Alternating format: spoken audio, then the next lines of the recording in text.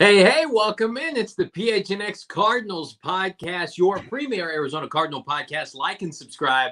Leave us a 5-star. I am not Saul Bookman, although I am at his house. I'm Johnny Venerable. He's Brack, live at the PHNX headquarters in downtown Phoenix. Welcome into the show, and what a loaded show that we have for you, Brack. Johnny, welcome to the Phoenix metropolitan area. I know you were on the outskirts out there in the Cope. No longer. And look, Saul leaves his front door unlocked. You just go right in to do the show. That was nice of our GM to do.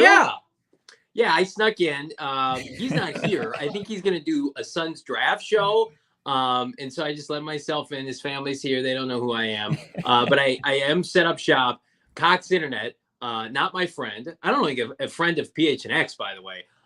So we're still working out kinks at the Venerable household down the street. But yes, I am in walking distance from our GM, which only means good things for everyone. Johnny, can you see if there's any ribs in the fridge that you can grab for me?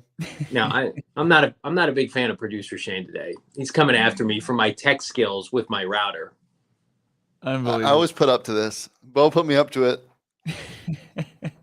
Johnny Venerable is now Saul Bookman's Kramer. He just comes in unannounced, starts grabbing things from his refrigerator, using his Wi-Fi, just the ultimate mooch now in the East Valley. Look at all the stuff that's now mine. All this stuff, we just share it. It's all I do. These bobbleheads, these all belong to me.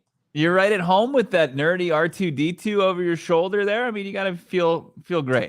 It's not every astromech is R2-D2. It's called an astromech droid, Bo. Get your terminology correct. That's an astromech. You push your glasses off your nose like that's an astromech that you build at Disneyland's Galaxy Edge. You can build any one of these colors. You can also build a BB-8 model.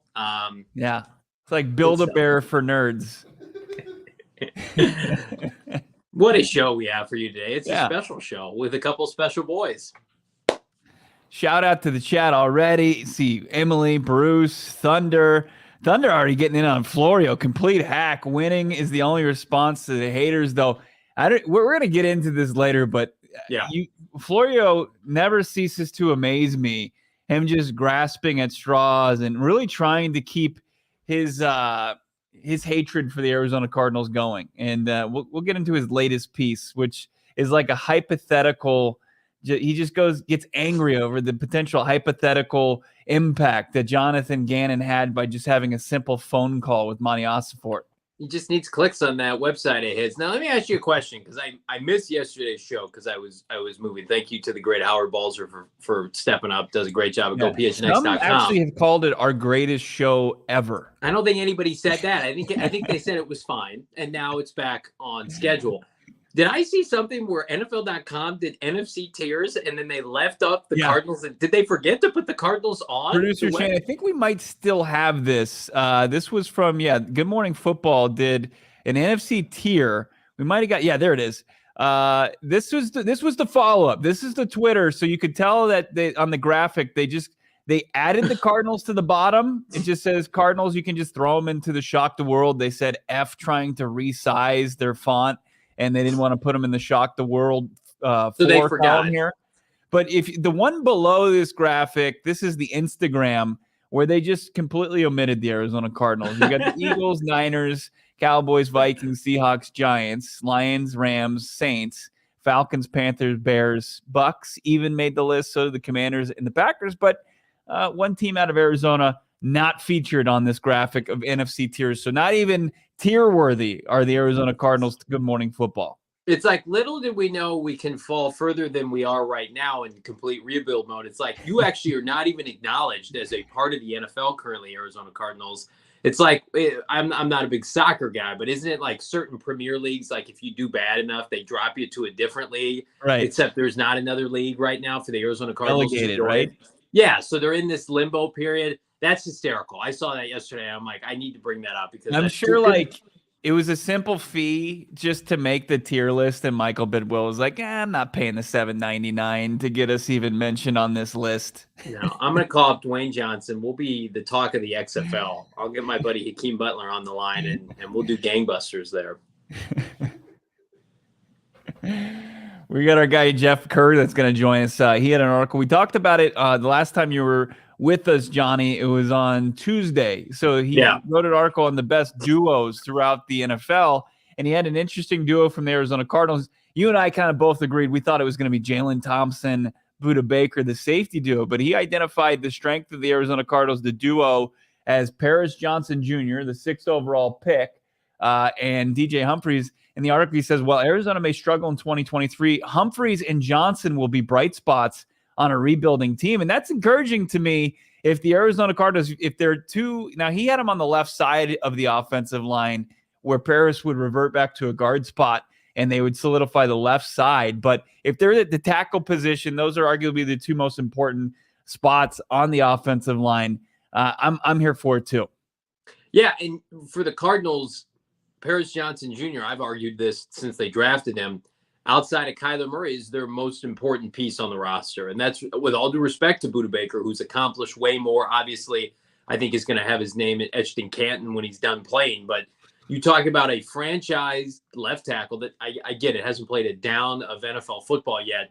He's the quintessential left tackle in this draft. And I think that going into this year, he's going to be able to carve out a niche now, because it's ironic that Jeff thought they were going to play on the left side, but they're actually going to be the bookend tackles for the Cardinals.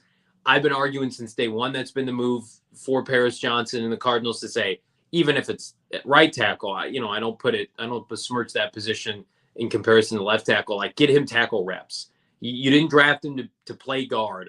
And that's such a kind thing where it's just like, we can play guard in the short term while we figure it out. Right. No, this guy, you're going to project him to be, you take a guy 6 overall, he needs to be an all-pro, Pro Bowl level player. He needs to have his 5th-year option picked up, extensions, etc.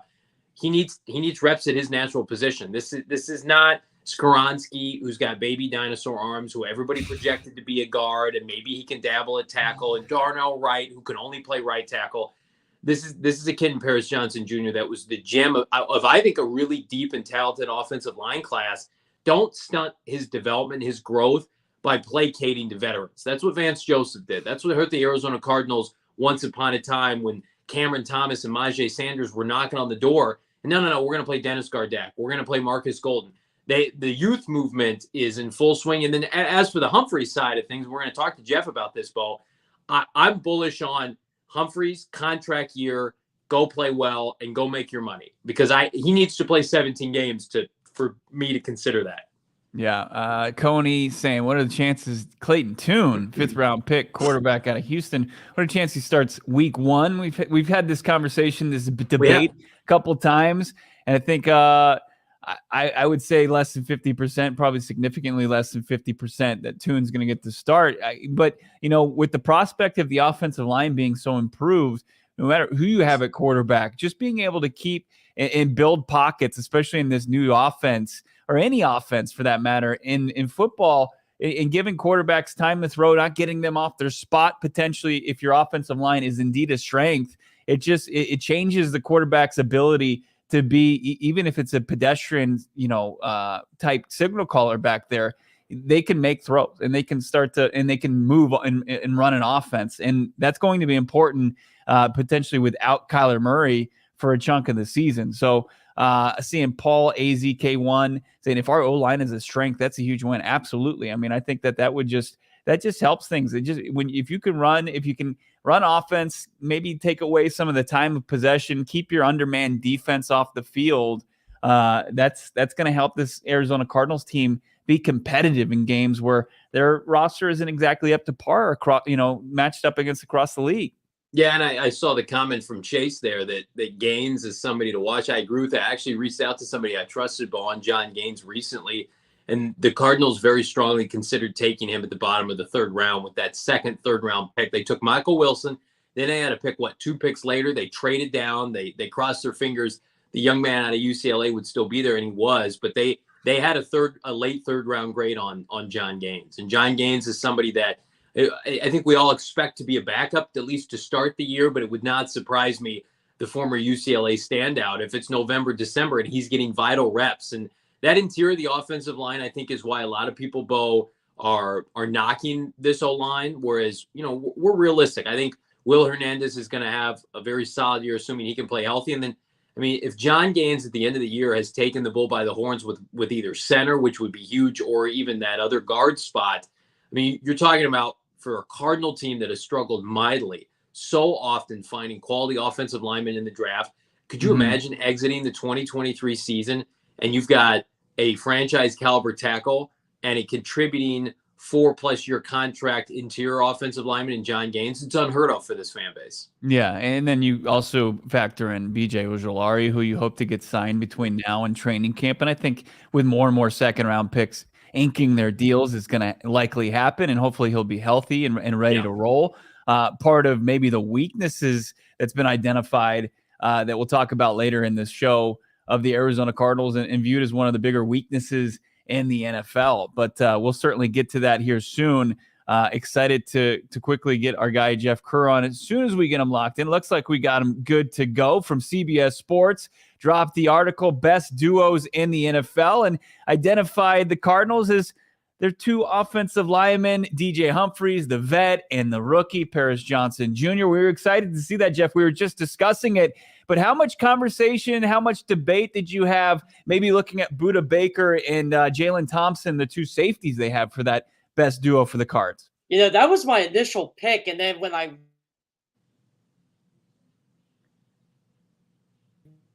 trying to get Jeff's there it is. Yeah. Apologies, you stopped there. Go ahead. The Budda Baker Jalen Thompson duo, that was intriguing to you. Oh yeah. I think where I kind of backed off the Budda Baker thing was, how long is Budda Baker going to be an Arizona Cardinal? Is he going to be there at the start of the year? Is he not? I mean, I personally, right now, I think he is going to stay in Arizona. But again, so much can change over the next, 8 to 10 weeks. So I decided to go with the sure thing. You know, DJ Humphries is going to be the left tackle of this football team. I'm pretty certain Paris Johnson is going to be playing he's somewhere on that offensive line. I'm assuming left guard. So I decided to go with the sure thing there. So we talk about Budda Baker ad nauseum, Jeff, on this podcast, and I think we're of the mindset, and again, we follow this team every day, so maybe we're a little bit biased. I think Budda Baker means more to the Cardinals and what he can imprint on some of these younger players than trading him to Philadelphia for a third. Do we really need to make a contender stronger and appease Budda Baker? He's got 2 years left on his contract. When the second year is an option year with the Arizona Cardinals, why would it make sense for the Cardinals to trade Budda Baker, given he's got a Hall of Fame candidacy, in my opinion? The Cardinals have so few of those. And then also the return isn't that great. The Cardinals have plenty of draft picks next year. Yeah, that's the thing, right? So if you're looking at the contract, Budda Baker doesn't have any guaranteed money left. Is that correct? Very, very little. And then next year, the Cardinals could cut bait in the offseason with no strings attached. Yeah, so it's pretty much like the Hopkins situation this year. So I don't know if I would trade him for a third, honestly. I think I would at least try to get a second for Budda Baker. And the Eagles have 2 second-round picks, so they'd be willing next year. So they'd be more than willing to part, I think, with one of them for an all-pro player like Budda Baker, if, say, that's what the offer would be. If I'm Arizona, though, this is where you really got to think here. What can we do to make sure we set ourselves up to get Caleb Williams and Marvin Harrison next year? And so I think that's the only reason you really trade Budda Baker. I hate when teams give up good football players, but if you're trying to set yourself up for the future, which is clearly what the Cardinals are trying to do this offseason, I just say you do it. You just kind of give them away, and you're not admitting you're tanking, because anybody in the NFL can win a couple games, but I think you want to make sure you get that next franchise quarterback. And in the other situation, you kind of hope Kyler Murray has a good year when he does come back.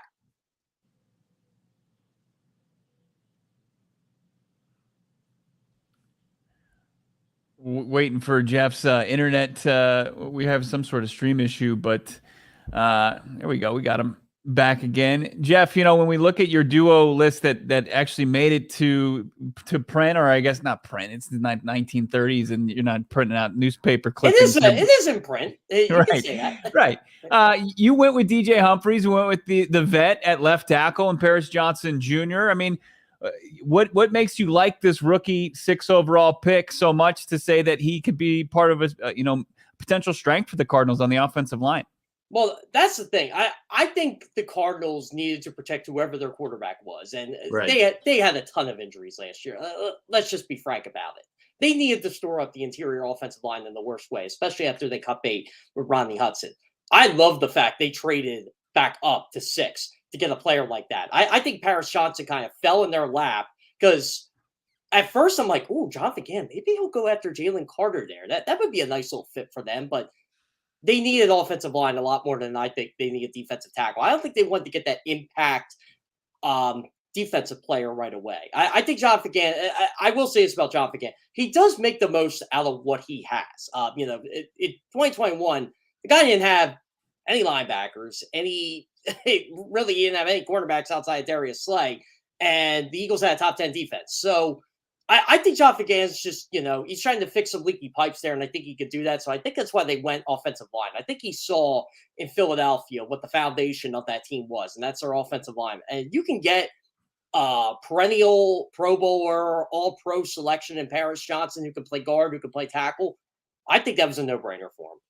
So, Jeff, you mentioned Jonathan Gannon. Let's go there with the Philadelphia fan base and what I think. Again, I'm a little bit, objective here. We cover Jonathan Gannon. We like him. He seems to be a great person, a great human being, and we're going to see what kind of head coach he can be. He was a defensive coordinator for Philadelphia, and they had a record-setting season. They had 70-plus sacks, 17, 18 interceptions, and yet now the fan base has kind of used him as a scapegoat for the Super Bowl loss, when in reality, they had a lot of talent, but to your point, this is a guy that's been consistently achieving high marks during his tenure as an NFL head coach. So do you feel like Jonathan Gannon got let's call it an unfair response from the media and the local fan base, given all he did last year in Philadelphia, they led 14 points in the NFC playoffs. I know the teams and the quarterbacks weren't ideal, but that defense was historic under his watch. Oh, yeah. And so this is how I always treated Jonathan Gannon. I always liked him. I think sometimes he gave you a bunch of BS with a lot of his answers, like, kind of I'm the smartest guy in the room type thing, which I think rubbed some people the wrong way. But a lot of people in the media did like Jonathan Gannon. I think the fan base had a much different perspective of him because even when the Eagles had good game, well, who was the quarterback he faced? When he faces a good quarterback, he gets beat with that, soft zone coverage. I'm like, okay, well, everybody gets beat by Patrick Mahomes. Everybody gets beat by Justin Herbert. I think Philly fans, for a franchise with, and I shouldn't even say a franchise, for a fan base that loves stacks like Philadelphia does, they seem to hate having 70 plus in 2022 because they were waiting for Jonathan Gannon and that defense to kind of implode. But you give up 38 points to the Kansas City Chiefs. It's Andy Reid and Patrick Mahomes. It's not, Kyler Murray and Cliff Kingsbury here. I mean, I hate to get on you guys for that, but, it's one of those, teams blew 10-point leads in 2022. It was a record of double-digit deficits that were overcome in 2022. So that wasn't new. I just think it was the whole, did Arizona tamper with him? Did they not? Because Gannon said he was going to stay. And then all of a sudden we were hearing, when I was out in Phoenix, I'm sure you guys heard it too, Jonathan Gannon is, the Cardinals reached out to him or they were going to talk to him after the Super Bowl. And I think a lot of fans kind of felt betrayed, like he's got his mindset on his next venture instead of trying to win the championship. But when you think winning a championship would help his venture, I don't know. The whole thing to me has been shaky at best. I'll just say that. And I'm not even blaming the Cardinals for it. I just think the Cardinals contacted the Eagles at an inappropriate time. I don't think they really did anything wrong. Yeah, right. And yeah, I'll blame the Cardinals. I think the Cardinals screwed around the first week that they were allowed to interview coaches with, and they were screwing around with Vance Joseph, and they should have put their request for Gannon earlier. So I cover this team. Bo covers this team regularly. Like, we've seen this franchise, this team do things like this before. Like, they fumble circumstances, and I don't put that on Gannon. And that's the thing. So if you had told me week 18 of the season, I would have told you Shane Steichen and Jonathan Gannon are out the door. They will get head coaching jobs. Well, then they weren't getting them. And I'm like, okay, is this like 2001 to 2004 Eagles? They're just making too deep of runs in the playoffs. You couldn't talk to their coordinators. Because that's what it felt like. And then the Colts put in their request for Steichen. We're like, oh, okay, yeah, he's probably out of here. One of these guys are going to be gone. But we were kind of shocked that no one was giving Gannon the time of day. And then you hear, okay, Arizona missed the boat on talking to Gannon, but then they were going through the GM change of Osiport and all that. And I'm like, okay, maybe this guy isn't going to get any offers. And he says right after the NFC Championship game, well, I'm going to stay. And then you hear about when we get down to Phoenix, Arizona's going to talk to him. And we're like, well, how are they going to do that? When are they going to do that? Like, we made the joke that the Eagles didn't even let Gannon come on the plane home. Yeah, and Mike Florio writes about 1,500 words about it every other night just to make sure it's out there.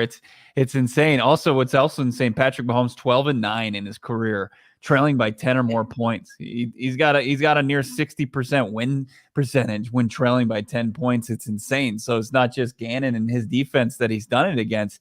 What is your overall kind of take on Monty Ossenfort, his first offseason, and maybe cleaning up the mess left from Steve Keim? How would you kind of grade the Cardinals this offseason given the assignment?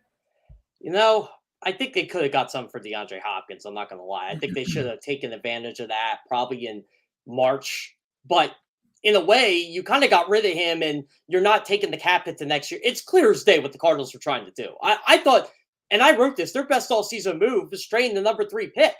And they were able to trade it to a franchise that basically gave them, since it's NBA draft night, an unprotected pick. And the Texans aren't going to be good next year. So they got their pick. And the Cardinals are probably like, well, we're going to suck too. Like, there's going to be the potential the Cardinals have 2 top 5 picks next year. I mean, we make jokes at CBS like, oh, are the Cardinals really going to get 1, 2? It's very possible. I'm not going to lie. They're definitely the front runners to get Caleb Williams at this point, which I don't know. What do you guys feel about the whole Kyler Murray stuff, just being on the inside? I mean, I think that this fan base has been starved for a homegrown franchise quarterback for decades. And then you finally get one and you feel like, yeah, he's got some things he needs to improve on, some shortcomings as a player, but was never really given a fair chance, as you mentioned, with Cliff Kingsbury, a failed college head coach. And he had a general manager in Steve Keim that couldn't draft and develop. And so I think a lot of people are anxious for his second act. Sure, you would hope that things go differently now with a new coaching staff, a big boy coaching staff. But I mean, like, I'll be straight with you, Jeff. Like, if they get the number 1 pick, whether it be from Houston or themselves, I'm of the mindset they need to take Caleb Williams just kind of by default. You get that 5-year rookie deal, and he's somebody that is incredibly cheap and athletic in the same realm as Kyler Murray. But I don't think it's in their best interest to actively look to pivot off Kyler Murray unless it's for Caleb Williams. Right.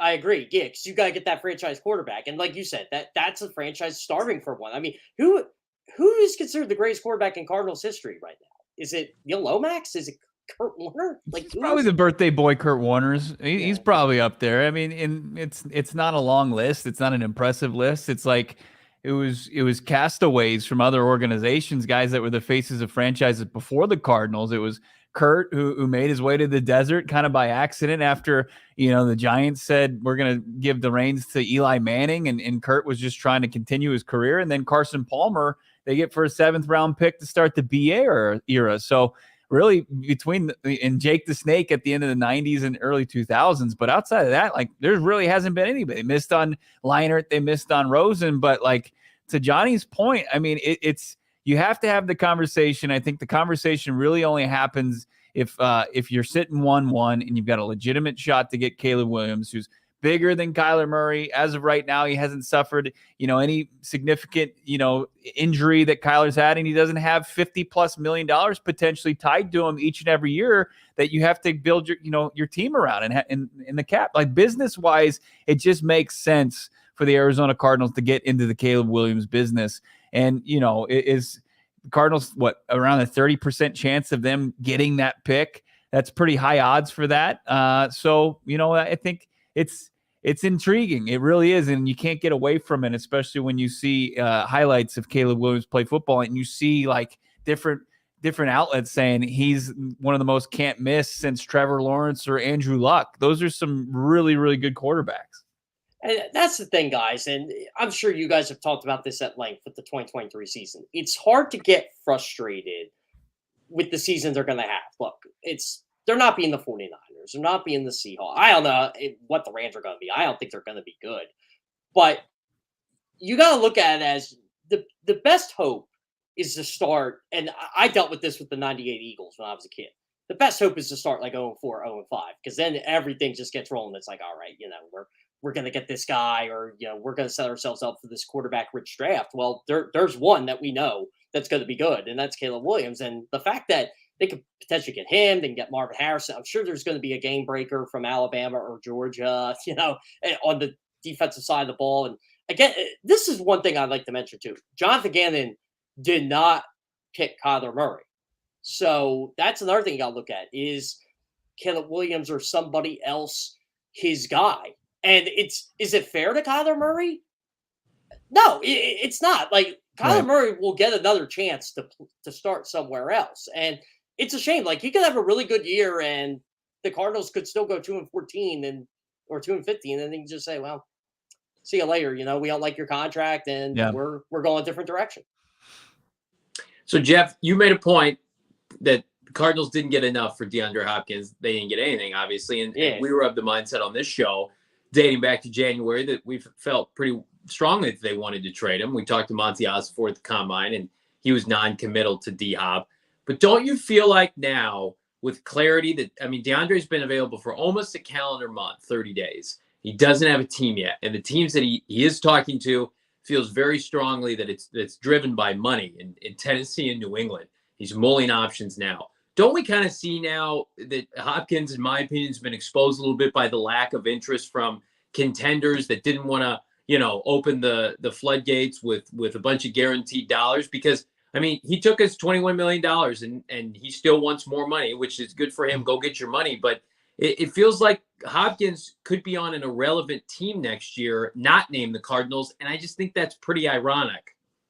Oh, I agree. So I'm never against a player going to get his money. But if you're DeAndre Hopkins, you basically said days before your release, well, I'd like to be on the Bills, or I'd like to be on the Eagles, or I'd like to be on the Chiefs. Well, you can be on those teams right now. The Buffalo Bills and Kansas City Chiefs would gladly take you.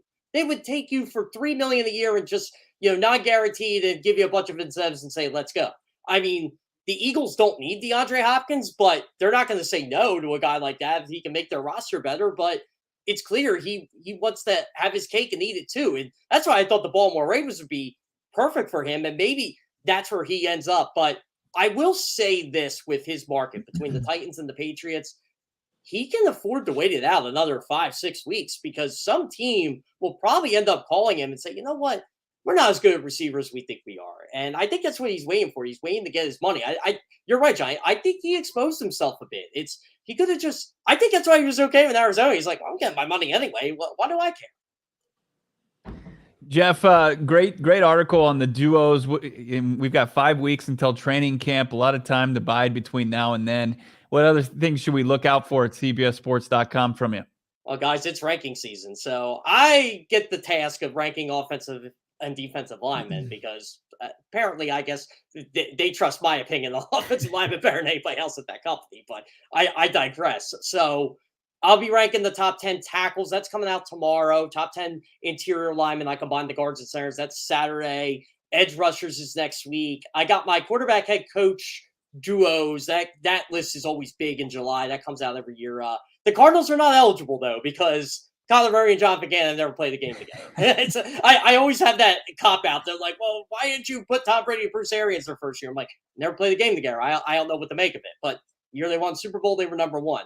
I'm pretty sure you guys know where I'm going with number one this year. He's one of the best. Jeff Kerr of CBS. Follow him, Jeff Kerr at CBS on Twitter. Great stuff, Jeff. Hope to have you back before the start of the season. Oh, absolutely, God. By the way, I must say this. Phoenix is an amazing city. I loved all 11 days I was at the Super Bowl. Just an amazing city. I really hope the Cardinals turn around, because I'll say it, Phoenix is awesome. State Farm Stadium is even better. I love going there. Yeah, it's great. It's why it's in the rotation, and even if the Cardinals aren't good, it's still got that Super Bowl that's going to be around, every decade, it feels like. So we love it here. And obviously we're hoping that Monty Ossenfort, Jonathan Gannon will start lure a lot more talent to State Farm Stadium to play on the Cardinals. Jeff, thanks for joining us. Let's have you on here closer to the football season, maybe during training camp. Looking forward to all your fantastic work. Yeah, sounds great. If you guys ever have a question about Jonathan Gannon, you know who to call. All right, bud. JG expert, our guy Jeff Kerr, CBS Sports. Of course, follow him on Twitter at Jeff Kerr, CBS. Ranking DJ Humphries and Paris Johnson Jr. One thing I didn't get to ask him, and maybe it was because the Maricopa internet hiccup that he had there, Johnny, was that about the guard, that he had Paris Johnson at the guard spot, because all I've seen him play is tackle, right tackle in camp. Well, and he mentioned during our interview that he expects Paris to start somewhere. And so I think he gave himself a little bit of an out there. And if Paris Johnson started at left guard, it wouldn't be the end of the world. But Cardinals have smartened up, and they said, we're going to play him in his natural position. That's tackle. I hope everybody here smartens up and taps in with the BetMGM 3-ball challenge. This is the stuff that golfers dream of, folks. You and 3 guests could be teeing off at one of the most legendary courses. If you top the ranks of PGA's 3-ball challenge, take your swing at this free-to-play challenge by revealing your roster of golfers for each week's tournament. The players with the best performing golfers will snag this fantastic accumulated package that includes a grand prize foursome at TPC Sawgrass, plus you get $3,000 in withdrawalables, including bonus bucks for travel accommodations, food, and beverage. What more can you ask for? Super easy to participate. You just come hang with us with the king of sportsbooks. Speaking of hanging, we're going to be at the Great Lawn at State Farm Stadium with BetMGM every single football Sunday this fall. Come and say hi to Bo, Brack, and I. We're going to be hanging out on the lawn. If you haven't tried out BetMGM yet, what are you waiting for? Log into the app right now during the entry period for the 3-ball challenge. Tap that promotion period and check out the 2023 BetMGM 3-ball challenge. Now you get 3 spins to set your roster, but you only get to do this once as a customer. If you haven't signed up yet, use that promo code PHNX. We're going to save you a little coin and make you some in the meantime, depending on where you live.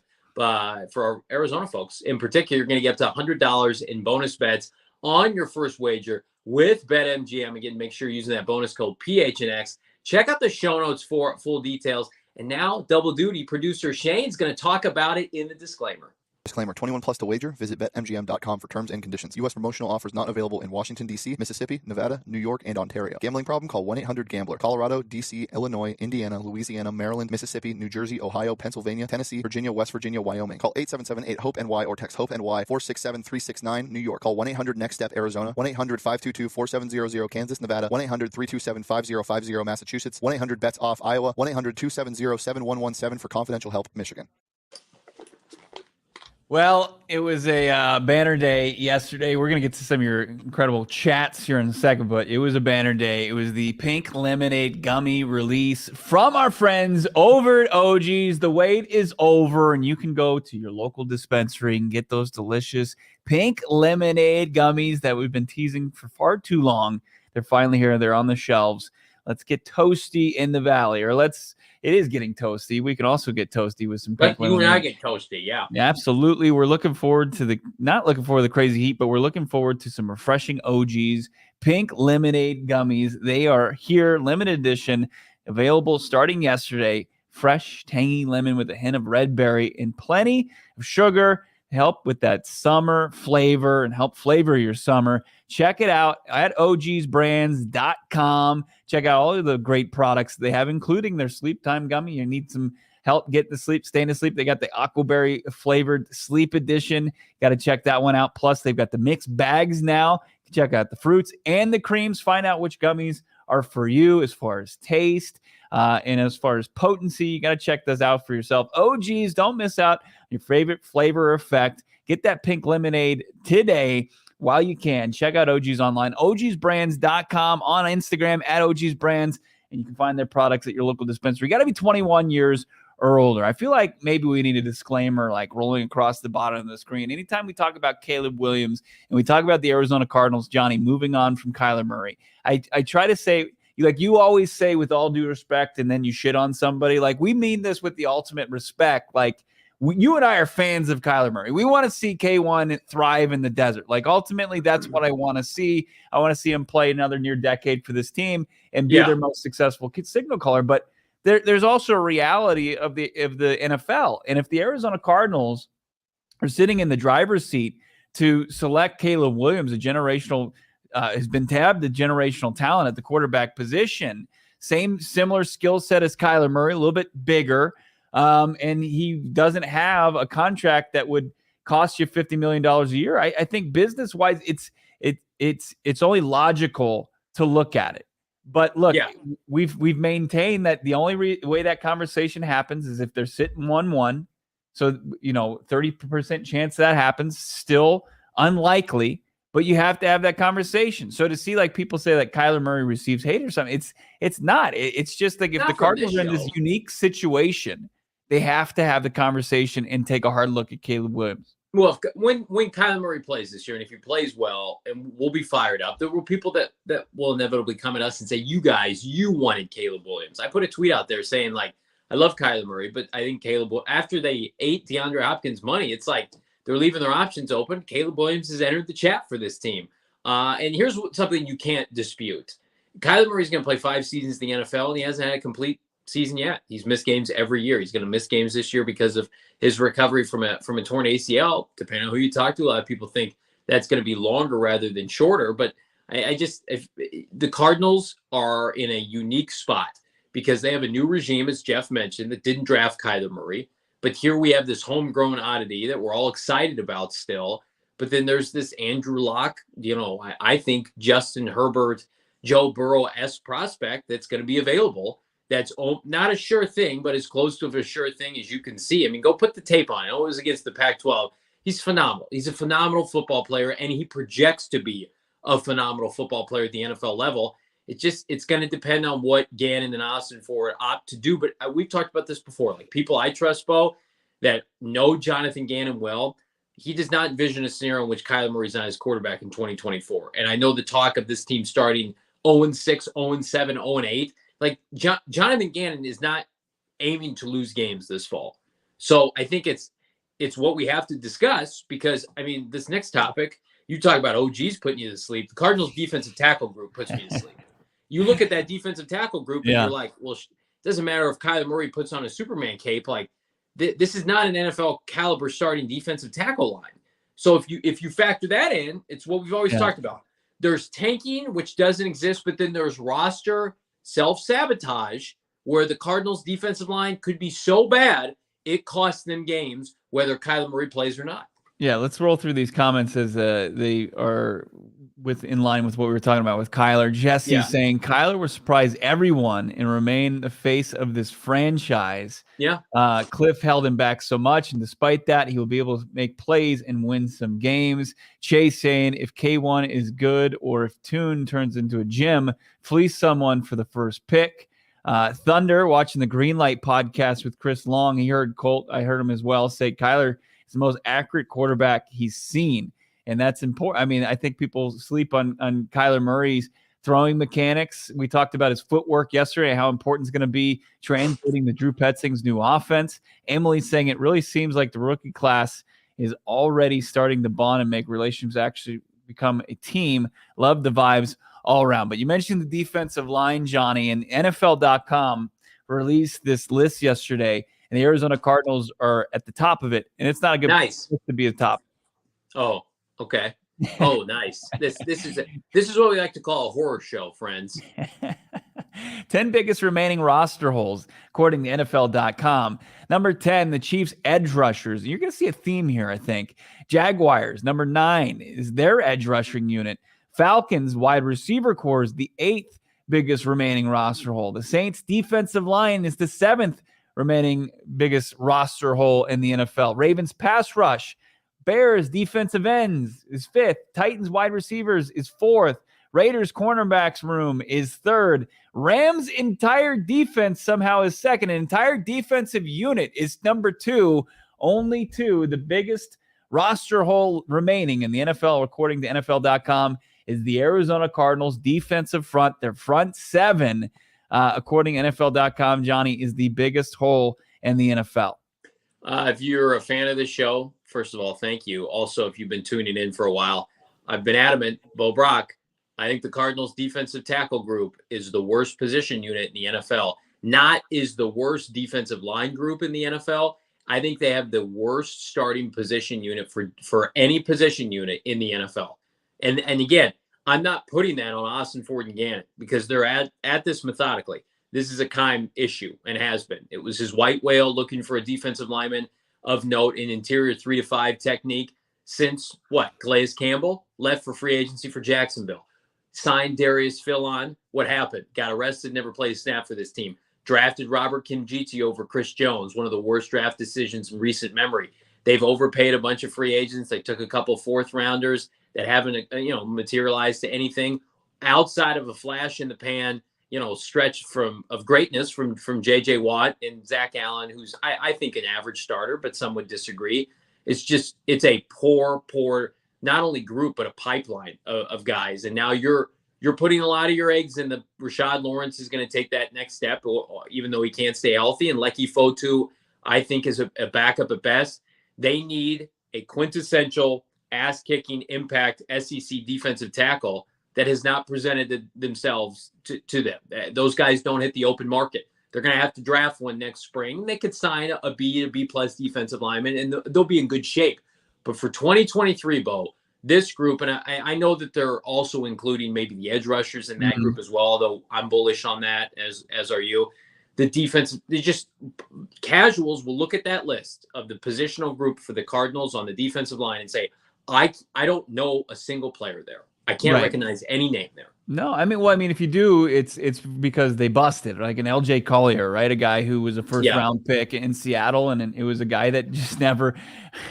Producer Shane doesn't. There is no way you just pulled spitting facts. No, there's no way that LJ Collier it just comes up in conversation every day. He's on the Cardinals. That's the way they're going to look at the roster. I didn't even know that. Sorry, he's our best defensive tackle. It wasn't just in spite of producer Shane, who is a Seahawks fan, and I'm sorry I had to disclose that to those who weren't. Stop making fun of my Seahawks boss. Yeah. No, he's our best D tackle. It's like LJ Collier, Carlos Watkins, but it's this list or this whole. It includes the pass rush group as well. It's their front seven that they're talking about, and like you talk about the casuals, they're going to look at it and they're going to say, this is a group that lost J.J. Watt and Zach Allen, and they weren't that strong last year. And then you're going to try to look for productivity from kind of some unique players.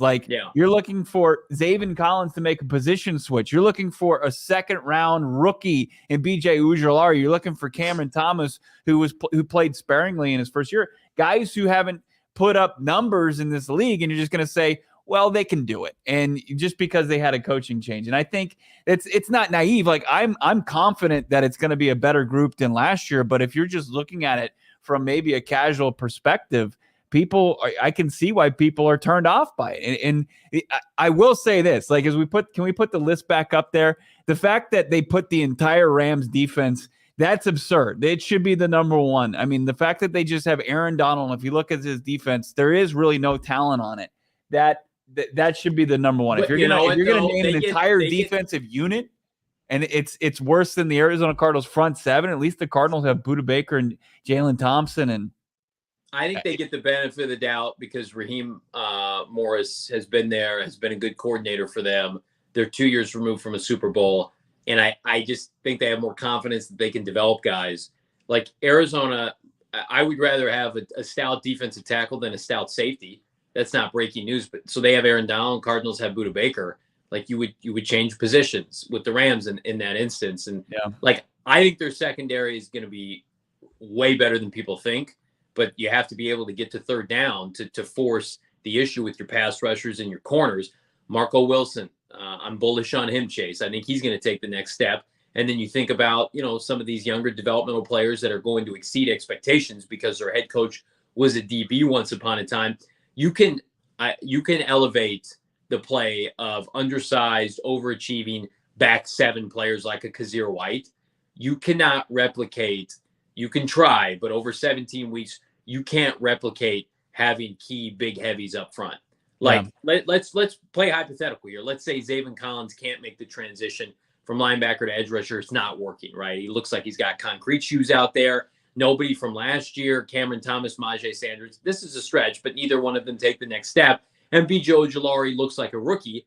Will you combine that then with the egregious defensive tackle group that they have?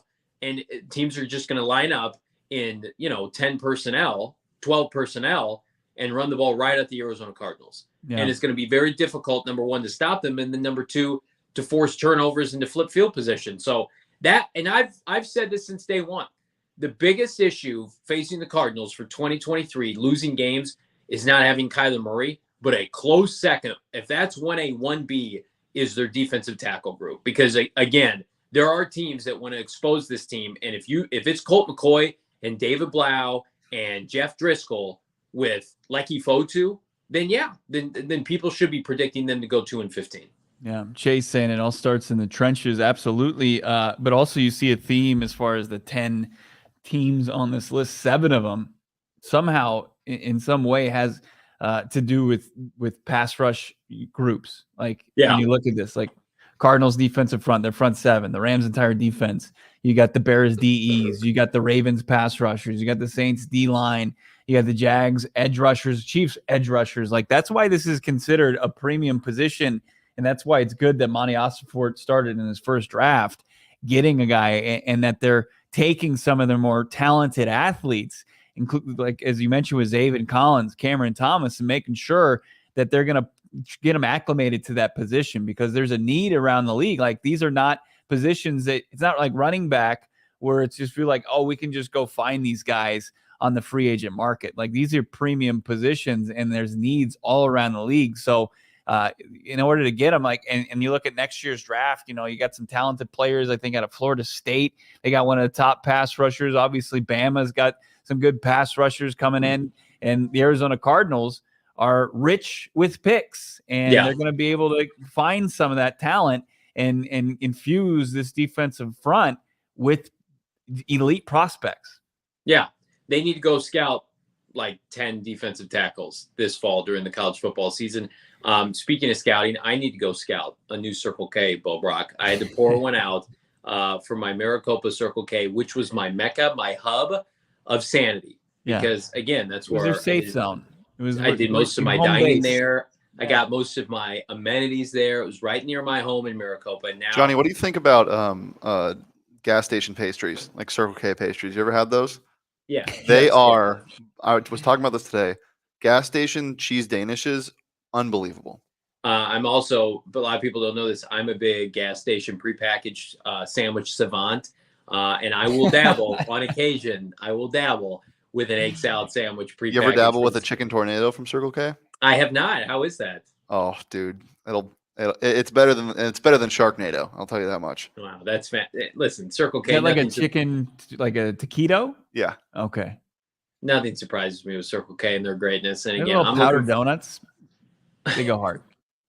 The hostess products that you can get, it's endless. But then I've been amazed how much I enjoy the branded Circle K snacks that we've got some at the PHNX headquarters, but then my Maricopa had like its own section. And so again, I'm on the hunt for a new Circle K.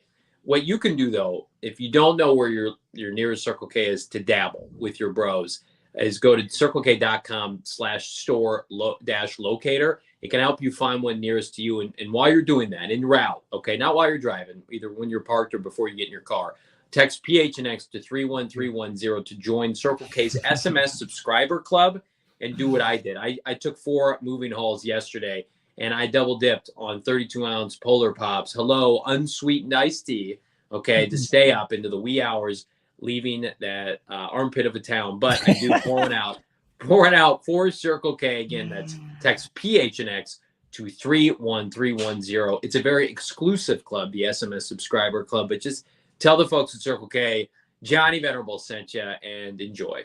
There's a bunch of good rivalries in sports, like Notre Dame and USC, and Seahawks Cardinals. There's no greater rivalry than Johnny Venerable and Maricopa. it was one of the, we're gonna miss it. It was an epic rivalry, but he was eastbound and down. He was loaded up and trucking 4 trips. My God, you sucked at Tetris if you made 4 trips. Nah, bro. I got 2 kids. I might as well have 100.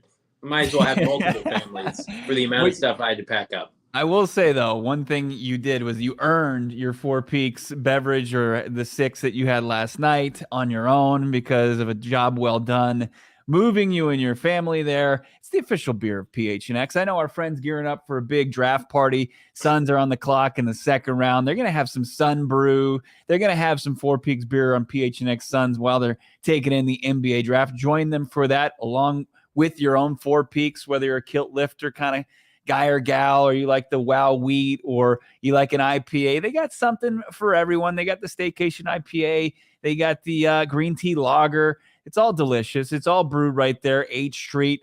And you can go tap into their bourbon barrel selection as well, which is fantastic. And so is their entire menu. Their appetizers, their entrees, their desserts. Can't go wrong at Four Peaks. Check it out for yourself, and check them out on your socials as well, at Four Peaks Brew on IG and at Four Peaks Pub on Twitter. Keep up with the latest from Arizona's hometown brewery. They've got contests. You can win Diamondbacks tickets and other things. Go to at Four Peaks Brew on Instagram. Got to be 21 years or older to drink it, and you got to do it responsibly. Four Peaks. Official beer of PHNX. Who needs a tall Four Peaks about every day before he drops an article on the Arizona Cardinals is Mike Florio. I couldn't believe somebody sent me another garbage Florio take on Jonathan Gannon and the story that won't die, Bo, of the antics and the tactics. And do I think the Cardinals did something wrong? Yes, but I have zero incentive to put that on Jonathan Gannon. None at all. It was, they got caught.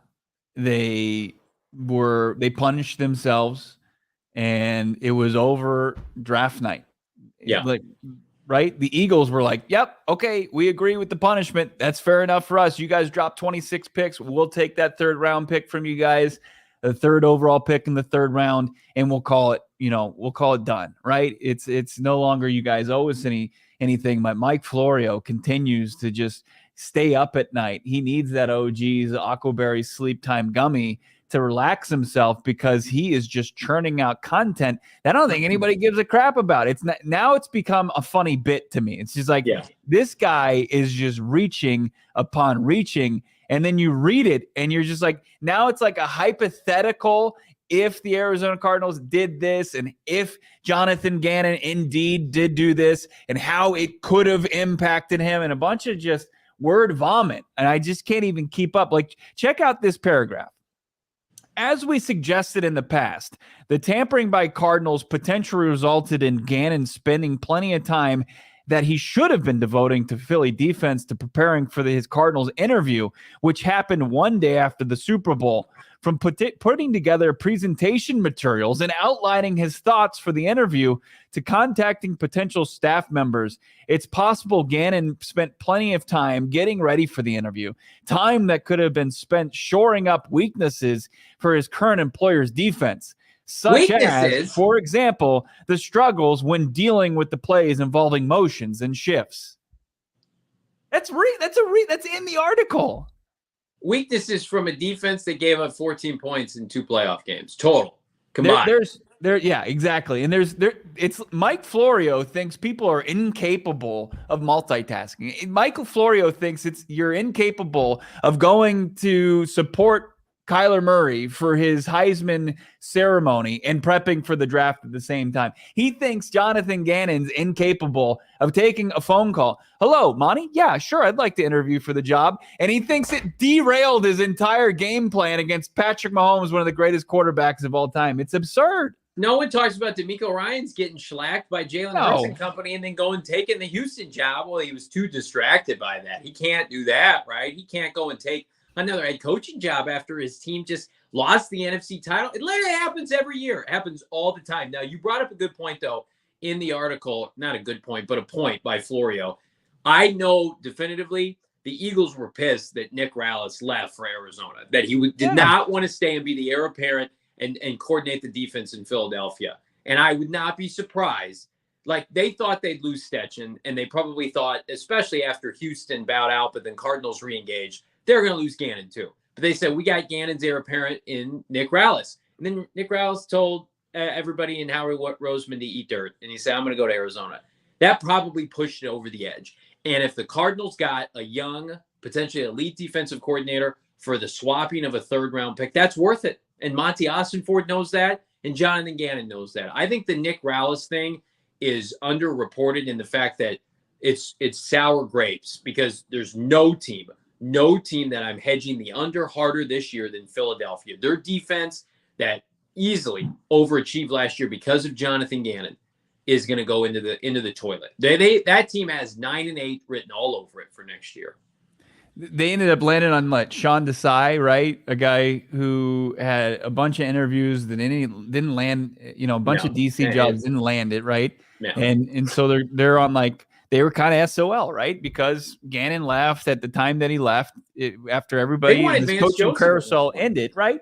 But that's unfortunately the reality of the league. That's what the league set up. That was how they set up this entire coaching cycle. Is like you have to interview at least in the first phase, to have a second interview in the third phase, and it's absurd. It's more on the shoulders of the NFL than it is on the Arizona Cardinals. Also, you talk about how the league is set up. The league is set up if you have a non-exclusive offensive or defensive head coach, you're going to lose coordinators, you dummy. You have a special teams rah-rah head coach, and your team was really good last year, so both your coordinators got plucked away. Yeah. So now your crying Super Bowl head coach, he gets to come back, but what does he do great? Is he an offensive guy? No. Is he a defensive guy? Not really. And I'm not knocking on him, but I'm just like that. That happened. It happened to Marty Schottenheimer once upon a time. He lost both his coordinators, and then he got fired, and he never came back to the NFL. If there are only so many, John Harbaugh, and I guess Tomlin coordinates the defense a little bit, but you got to be damn good to be able to withstand losing both elite coordinators. Venerable did it in 2021. Right. They opened the season incredibly hard. They opened the season getting boat raced by the Cardinals, but then they won the AFC outright in the regular season. You don't think Howie Roseman knows deep down that they're going to have some lumps this year because their head coach can't specialize in a specific. He's a rah-rah coach. That's great. But he had Jonathan Gannon, who's an elite defensive mind. I'll give Nick Sirianni more credit. I think he's a master delegator. I think that's important this day and age. Obviously, you need to have talented coach working underneath you in order to do so. But I think that he did have that, and can he find it again? That's the biggest question mark. And that's difficult, right? Right. And when their defense struggles this year, you can't turn to him and say, "Hey, fix it." He can't fix it, right? You don't have Nick Rallis or Jonathan Gannon to fix it for you. So I'm sorry, the Cardinals weren't good. They got a top pick. They fired everybody. They needed to hire some people, and the Eagles had a bunch of good people that the Cardinals hired. And you can't block it. I'm sorry. I know they wish they could block it and they could continue their reign over the NFC, but the NFC is built for parity.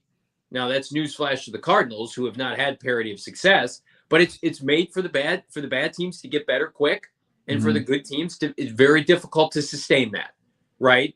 Unless you have the secret sauce of Belichick and Brady that can withstand every kind of personnel turnover with coaches and players, etc. The Eagles should be worse this year, and I think a lot of us are expecting the Cardinals. I think the Cardinals are going to be better. Yeah, this article even goes crazier, where it's what should the hypothetical legal ramifications be? My God. From Eagles bettors? For the Cardinals and Jonathan Gannon and Monty Ossenfort tampering. It's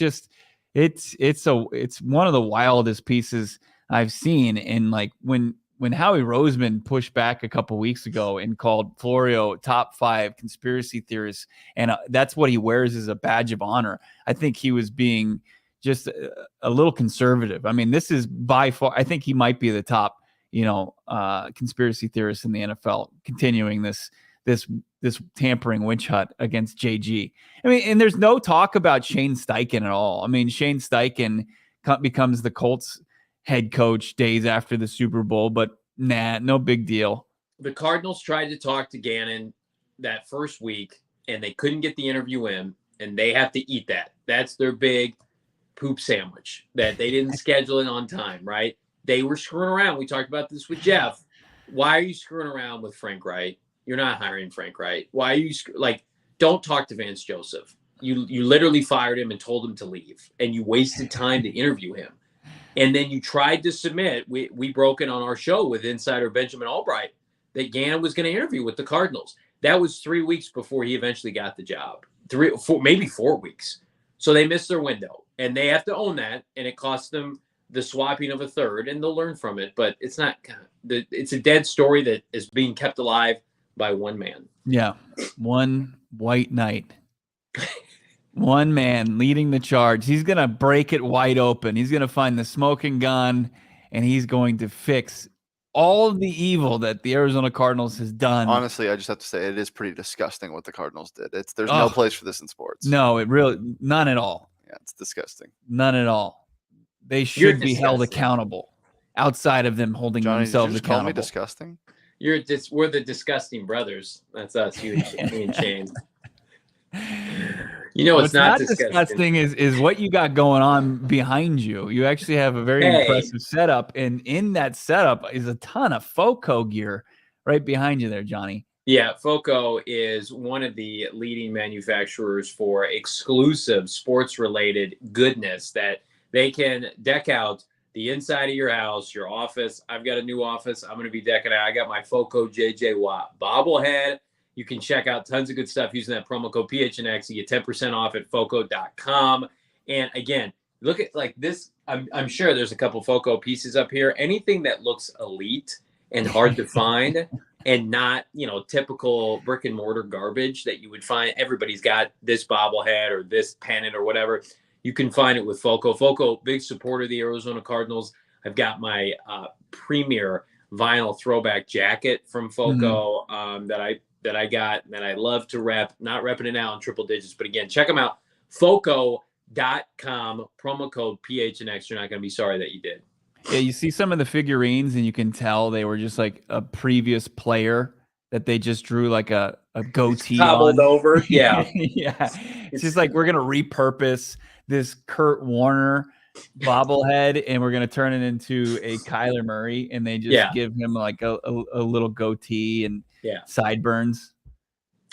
It's like when I was copy of homework in high school. I was just like, this is a Johnny Venerable exclusive, but it was my buddy Steve's paper with just a couple. You did the synonym button in Microsoft Word. Chef's kiss. Yeah, it was great. Just go to you just check them out on. Now you just go Google that. I see over your shoulder there in Saul Bookman's study, you got the Kurt Warner. The crooked Kurt Warner. Yeah, what's up with that? Can we get him a level? Are you gonna set? Yeah, let's fix that for the GM. A little off kilter, Kurt Warner. I think it just hangs this way. You know what? This might be a sign that I take that with me. If anything's crooked or looks like it doesn't belong, I think he wanted me to take it with me and have it. So you're gonna have a few pieces there. It looks like the Larry Legend above him is maybe that'll look great in my office. That'll look great in my study. I think there's some money too. Yeah, I'm just gonna go through all Saul's shit after the show's over. He's not gonna be back for a while. He's got the 50 just second about to kick off the draft show right now. Yeah, with PHNX Suns. Kurt Warner's birthday today. Josh Jones' birthday today. Heavy cards, B-Day. Josh Jones, 26 years old. What are your big expectations for the young man? I think he's going to play tackle at some point this year because I don't trust the health of DJ Humphries. And so he looks like he's going to be slotted in at left tackle, played left tackle during OTAs and was the counterpart to Paris Johnson Jr. right tackle. Josh Jones, to me, of all the ex-Kime cronies that were drafted recently that are going to hit free agency, I think he's got the biggest chance to surprise. Tackles make a ton of money depending on who you are, but especially guys that you can tap untapped potential. And I think that's Josh Jones. You look at his PFF grades, over 70 when he gets to play tackle. I watched him in Dallas 2 years ago, look fantastic against their really strong Micah Parsons-led defensive line. So I've loved the kid out of Houston. I think he's got very solid starter potential. I think he's somebody that could have a Kelvin Beachum-esque kind of career, but you need to find out what you have. And that's why Humphries is going to start. He's making a bunch of money, but again, I don't trust his health. I don't need to see Kelvin Beachum anymore. I need to see these younger players so that I can check a box next spring. Number one, I think they're going to help you win games, but number two, I want to check a box to see if they're going to be part of your future or not. I would love a reality in which Josh Jones was a Cardinal past 2023. Yeah, and he's got to make the case for it. And if he can kind of parlay a solid end to 2022 into a strong starting as their swing, and then I agree with you. Obviously, injuries are inevitable in the NFL, especially on the offensive line. He can find his way into a starting role at some point, and then maybe never relinquish that. As you look at it, it's Paris Johnson, it's Josh Jones, and then a bunch of veterans, right? So if you can if you can kind of take a stranglehold of a starting position and then maybe turn that into a deal, an extension, and press the Cardinals to spend some of all that, a ton of cap space that they're going to probably have in 2024, that's a good problem for them to have. Like if Josh Jones, taps into his potential, it would be huge for the Cards at 26. And you evaluate, what you want to give him going forward. Could he play right tackle too, potentially, if you want to bump Paris Johnson Jr. over to left tackle here in the next season or two? Yeah, it's never a bad problem to have capable tackles on your roster. It's a problem the Cardinals have not had recently, and so I would hate to see them squander that, especially if they're going to be in the market for additional offensive linemen next spring. Don't squander your opportunity to become a diehard at gophnx.com. Check out the merchandise locker. This is my favorite tee. You want to know how much of a favorite tee it is of mine, Bo Brack? I've been wearing it for 2 straight days. I haven't showered. I've been in a big U-Haul repping PHNX till I die in this 113-degree heat. But that's how comfortable this gear is. I never want to take it off. You can cop a free hat and or shirt by signing up and become a diehard. Join the exclusive diehard club. Every single year, you're a diehard, hat or t-shirt on us. Plus, you're going to be in the PHNX exclusive member Discord. Bo and I are hanging out. Come yell at us. Come give us your hottest of hot takes and get primed up for the 2023 Arizona Cardinal season with our guy Howard Balzer. Promo code Howard, HOWARD. The content at GoPHNX is flowing. Flow with it with a diehard membership. Yeah, you disgust me as far as not changing your shirt after moving in a U-Haul 4 trips, just throwing around furniture, sweating it out, and you go into the GM Saul Bookman's house having not showered, being as ripe as you are. You mentioned the Howard Balzer. He's got a great article right now on the GoPHNX.com. It's unlocked. And it's former Cardinals safety Lonnie Young. He's the GM of one of the USFL teams in the playoffs this weekend. Really interesting read. Gives you a deep dive, gives you some insight into the history of the Arizona Cardinals. GoPHNX.com. Highly recommend you check that out. And also, as Johnny said, become a diehard. What are you waiting on? Get some of the exclusive deals that we have. Dobson Ranch Golf Course, Mountain Mike's Pizza, all the what takeovers we're going to have going on in the Discord. You don't want to miss out on any of that, as well as all the articles at GoPHNX.com. Follow Johnny on Twitter at Johnny Venerable. Follow the show at PHNX_Cardinals. Bump over to the PHNX Suns. They're doing their draft coverage all night long. Don't miss out on that. Both rounds for you live on YouTube, as it should be, just like Johnny and I did for the NFL. Big thank you to producer Shane for producing today's show. Enjoy the rest of your Thursday. We'll wrap up a big week of PHNX Cardinals tomorrow on Friday.